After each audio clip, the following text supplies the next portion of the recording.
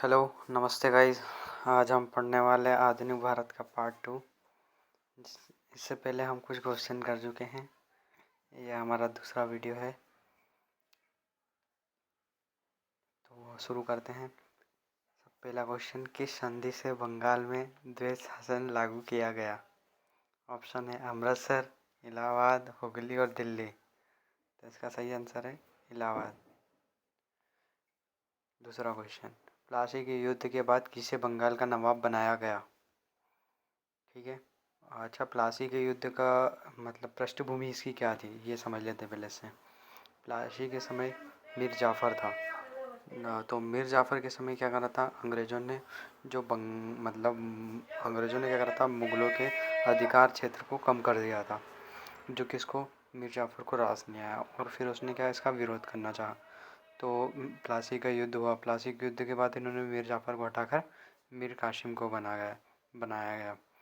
फिर इसके आगे का हम आगे और पढ़ेंगे। तो इसका आंसर होगा प्लासी के युद्ध के बाद किसे बंगाल का नवाब बनाया गया? किसे बनाया गया? तो मीर कासिम को बनाया गया। सिराजुद्दौला ने अंग्रेज़ों से संधि की। अंग्रेज़ों से कौन सी संधि की थी बताइए? अलीनगर की संधि की थी। ठीक है। अंग्रेज़ों से मतभेद होने पर मीर कासिम अपनी राजधानी कहाँ ले गया था? कहाँ ले गया था? तो मुर्शिदाबाद से मुंगेर ले गया था। कौन ले गया था? मीर जाफ़र के बाद मीर कासिम आया था, तो मीर कासिम ने अपनी राजधानी स्थानांतरित की, जिसका अंग्रेज़ों में क्या हो गया था, इन अंग्रेज़ों और इनके बीच में क्या हो गया था, मतभेद हो गया था। ठीक है, तो मुंगेर आएगा। बक्सर की युद्ध का विजेता था कौन था? Hector Munro. कब हुआ था बक्सर का युद्ध? बक्सर का युद्ध हुआ था 1764 में। ठीक है, ये आखिरी में मिटा दूंगा आपको, अभी देता हूँ 1764 में। अच्छा, बक्सर कहाँ हुआ? बक्सर कहाँ पर पड़ता है? तो बिहार में। ठीक है। प्लासी कहाँ आता है? प्लासी का युद्ध कहाँ हुआ था? तो बंगाल में। ठीक है। अब आता है बक्सर की युद्ध का मुख्य कारण क्या था? मैंने आपको बताया ही था कि प्लासी के युद्ध की पृष्ठभूमि बताई थी। अब बक्सर के युद्ध की पृष्ठभूमि समझते हैं। उस समय क्या था कि फ़ारूक सियर के समय जो दास्ता प्रथा थी, मतलब जिसमें अंग्रेज़ों को और टैक्स में छूट दी गई थी, ये अंग्रेज जो इसका दुरुपयोग करने लगे थे, तथा फिर इन्होंने क्या करा था, किलाबंदी शुरू कर दी थी। नवाबों की किलाबंदी शुरू कर दी थी इन्होंने। तो इसका आंसर होगा जिससे मतलब वाणिज्यिक जैसे होते ना, उनका वाणिज्यिक अधिकार जो होते थे नवाबों के, उनका अधिकारों को ये दुरुपयोग कर रहे थे। इसका आंसर क्या आएगा? यही आएगा। बक्सर के युद्ध में कौन कौन मित्र थे बताइए? तो इसमें थे अवध का नवाब। अवध का नवाब कौन था? अवध का नवाब कौन था उस समय? तो अवध का नवाब बताइए? अवध का नवाब सिराजुद्दौला। बंगाल का नवाब सिराजुद्दौला। अवध का नवाब मीर कासिम। ठीक है। और मुगल सम्राट शाह आलम द्वितीय। तो इसका आंसर क्या हो जाएगा? सी हो जाएगा। क्लाइव ने कौन सा युद्ध जीता था? तो प्लासी का युद्ध जीता था। ठीक है गाइस, अब हम थोड़ा सा इसको रब कर लेते हैं कुछ, ताकि हमें समझने में आसानी रहे।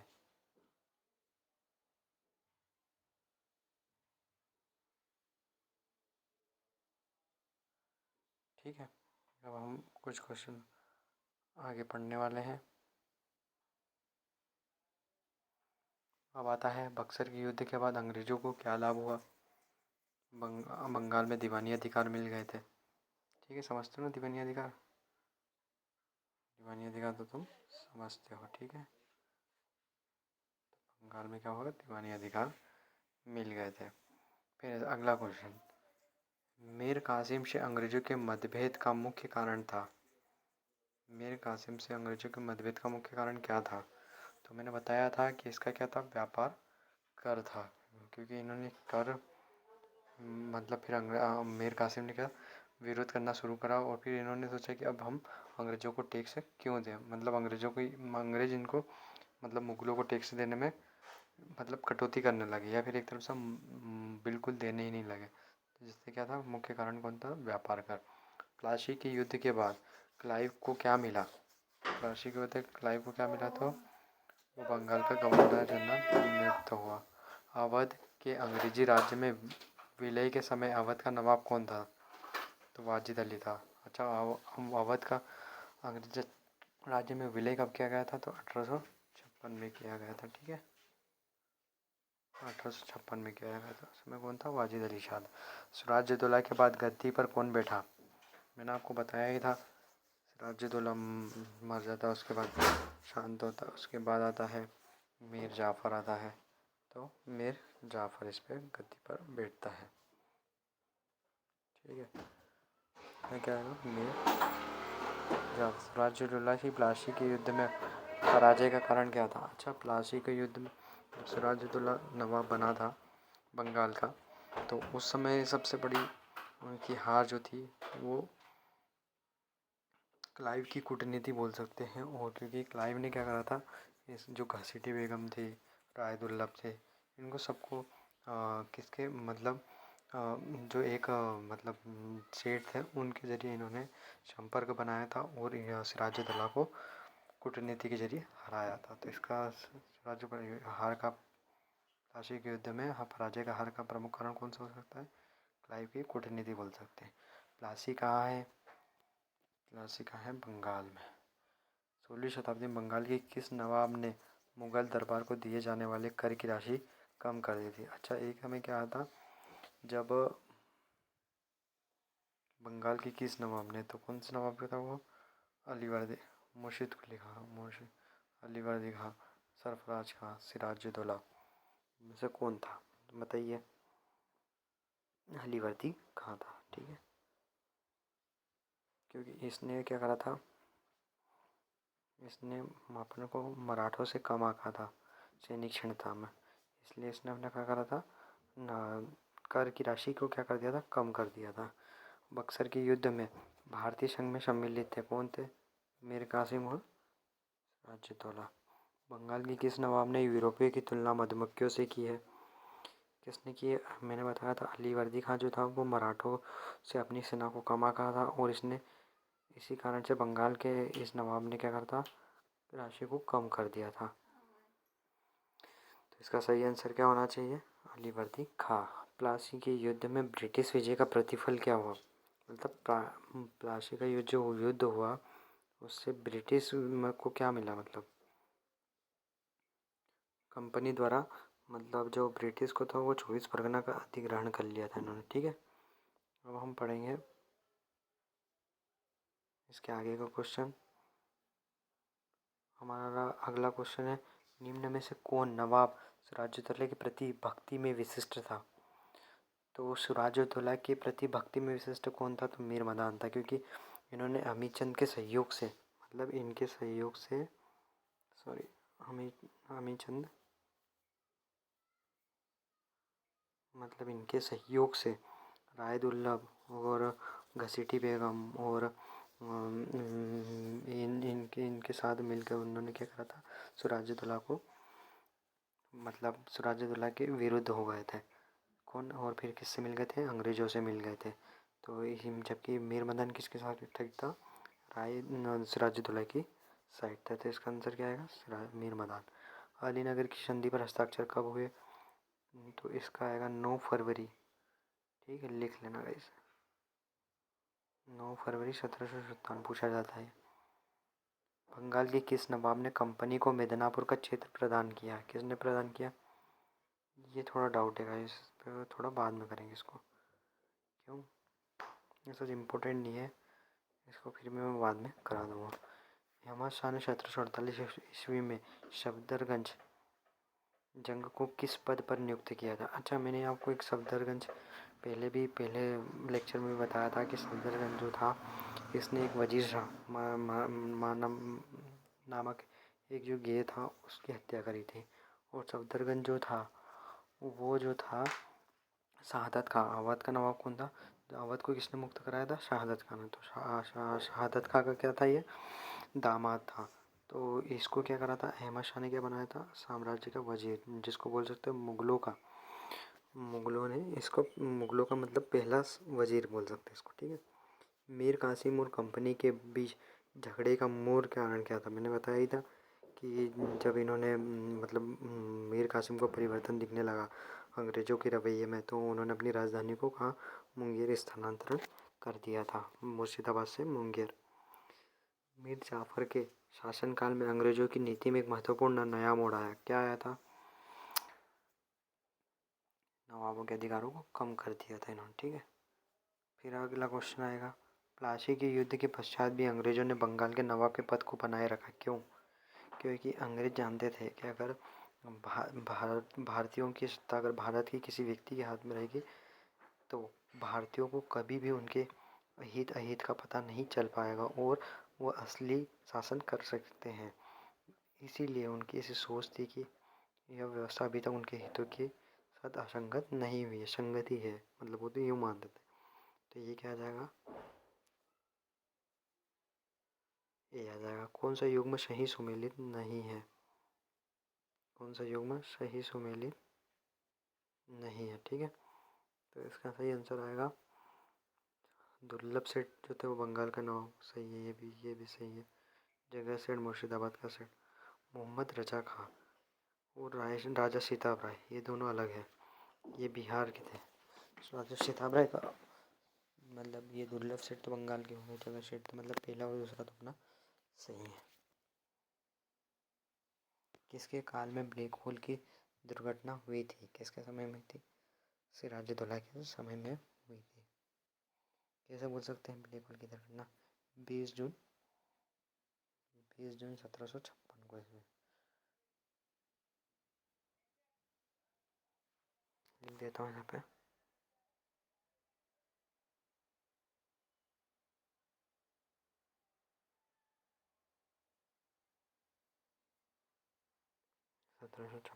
ठीक है। निम्नलिखित में से अवध के किस नवाब को मुगल साम्राज्य का प्रथम वजीर नियुक्त किया गया? मैंने आपको बताया था अभी थोड़ी देर पहले, सफदरगंज। ऐसा बता सकते हैं कि मुगलों ने अवध के किस नवाब को मुगल सम्राट का प्रथम वजीर? तो सफदरगंज, ठीक है। अवध का कौन सा था? तो मैंने आपको ये पहले ही बताया था, अभी थोड़ी देर पहले ही बताया था। अभी अब देख के बताओ किसने करा था। निम्नलिखित में से कौन सा राज्य अंग्रेजों के लिए दुधारू गाय था? तो कौन सा था? अवध, है ना। स्वतंत्र राज्य बंगाल की राजधानी क्या थी? अलीनगर, ढाका, मुर्शिदाबाद और मिदनापुर। क्या थी बताइए? ढाका, मुर्शिदाबाद। ये इसका डाउट है गाइस, थोड़ी देर बात करेंगे हम इसको, छोड़ रहे हैं अभी। निम्नलिखित में से किसने इलाहाबाद की संधि 1765 में भाग लिया? किसने भाग लिया था? तो इसका आएगा शाह आलम द्वितीय, क्लाइव और सिराजुद्दौला था, ठीक है। अब हमारा अगला क्वेश्चन है,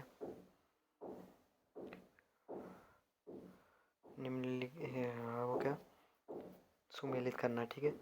हैदराबाद का कौन था? चिनकिलिज खान निजाम था। हैदराबाद का कौन था? चिनकिलिज खान निजाम। अवध का शहादत अली का। बंगाल का कौन था? मुर्शिद कुली का। अर्काट का कौन था? हैदराबाद के साथ था, चिनकिलिज के साथ में था, चिनकिलिज इसके साथ में था, ठीक है।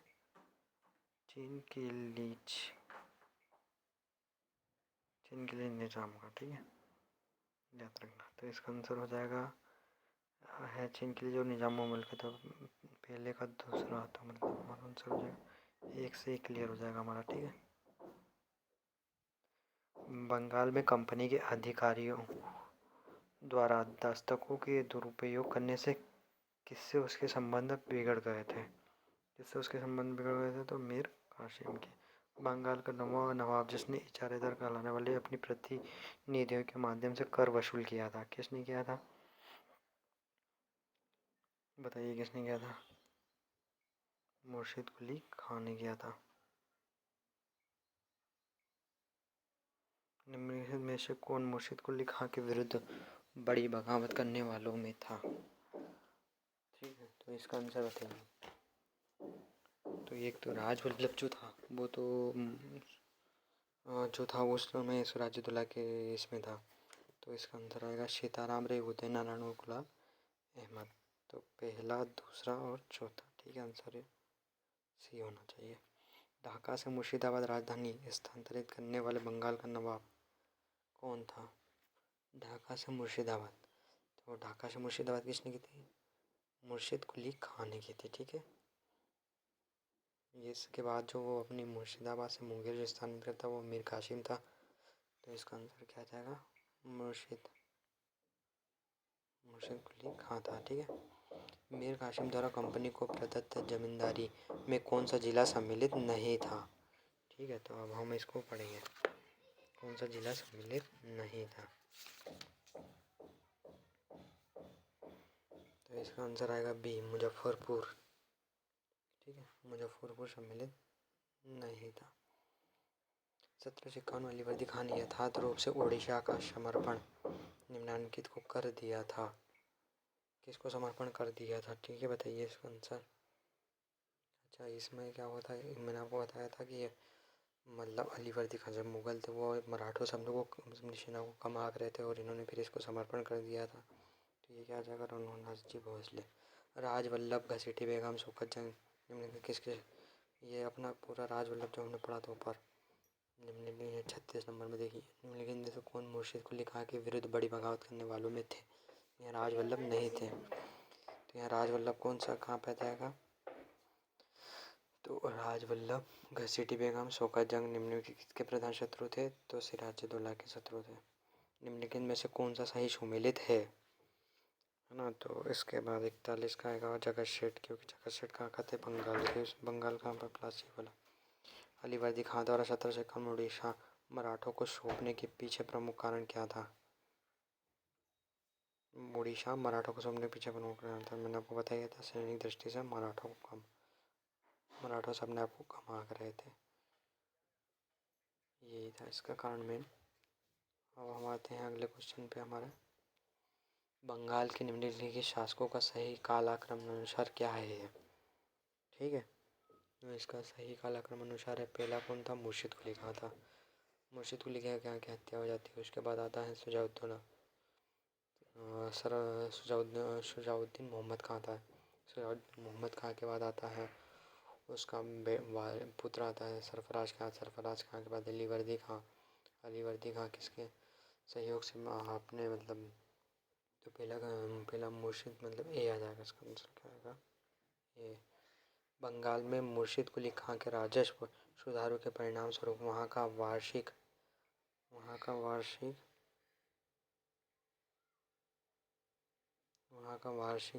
राजस्व हो गया, कितना हो गया था?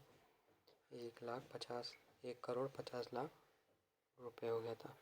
सिराजुद्दौला द्वारा अपनी मसनद खोने का कारण क्या था? आंतरिक साजिश और बताया था मैंने आपको कि उसकी मोशी और राजवल्लभ उसका जो दीवान था, ये सब मतलब अपने ही नवाब के खिलाफ साजिशें करने लगे थे तथा उसके विरुद्ध हो गए थे, फिर ये अंग्रेज़ों से मिल गए थे।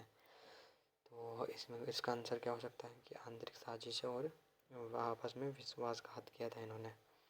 घसीटी बेगम शौकत जंग रायवल्लभ और यार लतीफ़ खान जानी दुश्मन थे किसके? सिराजुद्दौला के। ठीक है, अब हैदराबाद कौन था? हैदराबाद का कौन था? मुर्शिद हैदराबाद।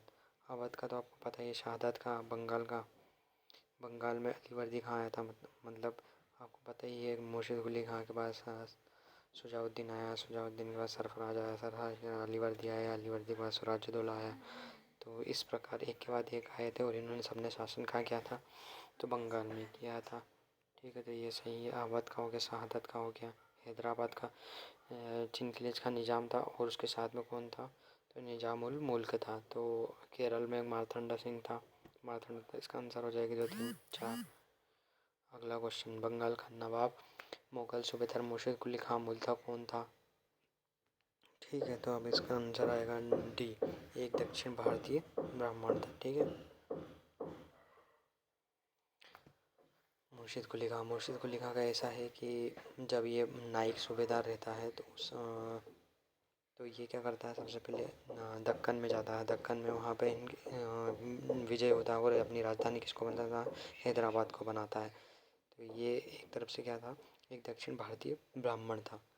ठीक है, निम्नलिखित के शासन के साथ बंगाल की सूबेदारी आनुवंशिक हो गई। मतलब किसके साथ इन्होंने आनुवंशिक कर दी? तो मुर्शिद कुली खां के बाद। निम्नलिखित में से बंगाल का वह कौन सा नवाब था जिसने मराठों से नजराना वसूल किया था? कौन सा नवाब था जिसने मराठों से नजराना वसूल किया?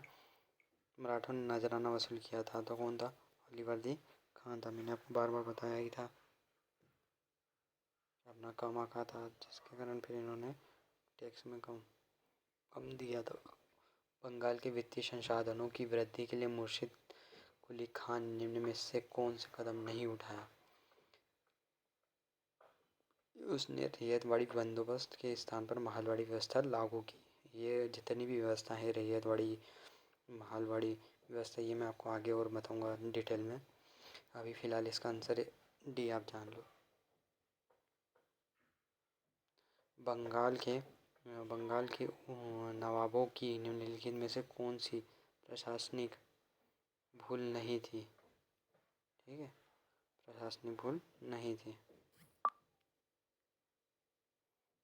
कौन सी भूल नहीं थी? अच्छा, उस समय क्या हुआ था? बंगाल के नवाबों की प्रशासनिक राजनीतिक भूल नहीं थी। इन्होंने क्या करा था उस समय? हिंदू मुस्लिम कुछ नहीं था, सब भाईचारे था सब में, और आपस में सब एक मिलजुल के रहता था। तो ये उनकी असफलता नहीं थी बल्कि ये उनकी ताकत थी। ये क्या आ जाएगा? डी। अवध के स्वतंत्र राज्य के संस्थापक शहादत खां और बंगाल और हैदराबाद के राज्यों के संस्थापकों निम्नलिखित में से कौन से समान गुण थे? अच्छा, इन्होंने मुगलों से अपने अवध हुआ, चाहे हैदराबाद हुआ, चाहे रोहिलखंड हुआ, चाहे भरतपुर हुआ, ये क्या था? अपने आप को अंग्रेज़ों से इन्होंने स्वतंत्र करवाया था। तो इसमें क्या इन्होंने क्या करा था? एक नैतिकता का प्रमाण दिया था। तो इनकी क्या हो जाएगी? उच्च स्तरीय नैतिकता का प्रमाण। बंगाल का कौन सा नवाब अपनी न्यायप्रियता है तो इतना प्रसिद्ध था कि लोग यह विश्वास करने लगे थे कि नौश खां के शासन के अंतर्गत रह रहे? ऐसा किसके समय लगा था उनको, पब्लिक को? तो ये सुजाउद्दीन, मैंने आपको बताया ही था कि मुर्शिद कुली खां के बाद सुजाउद्दीन मोहम्मद खां आया था। तो सुजाउद्दीन मोहम्मद खां के इन्होंने नौश खां के शासन के समान माना था। 1775 ईस्वी में किसने बंगाल के समकालीन नवाब को बेताल, फंटम या छायापुरुष, घासपूस का आदमी कहा? बंगाल के समकालीन नवाब, अच्छा, इम्पे उस समय था 1700 शायद 65 या 75 के समय था। इसमें थोड़ा डाउट है कहीं। तो उस समय इसमें समकालीन नवाब कौन था? तो इम्पे के समय थे बंगाल के समकालीन नवाब को 1775 ईस्वी में। तो इसका आंसर हो जाएगा सी। ठीक है गाइस, आज हमारे यही 55 क्वेश्चंस पूरे हुए। इसके बाद हम नेक्स्ट जब पढ़ेंगे तो मराठा राज्य एवं उसके संघ के बारे में उसके कुछ क्वेश्चन करेंगे। इसके साथ हमारा टारगेट है कि हम कुछ ही दिनों में इसको आधुनिक भारत के कम से कम 1500 क्वेश्चन सॉल्व करेंगे, और फिर इसके बाद मैं आपको थ्योरी पढ़ाऊँगा। तो आपको मेरा ये वीडियो कैसा लगा? अगर आपको ये मेरा वीडियो पसंद आया तो लाइक, शेयर एंड सब्सक्राइब करना बिल्कुल ना भूलें। आज के लिए इतना ही, धन्यवाद।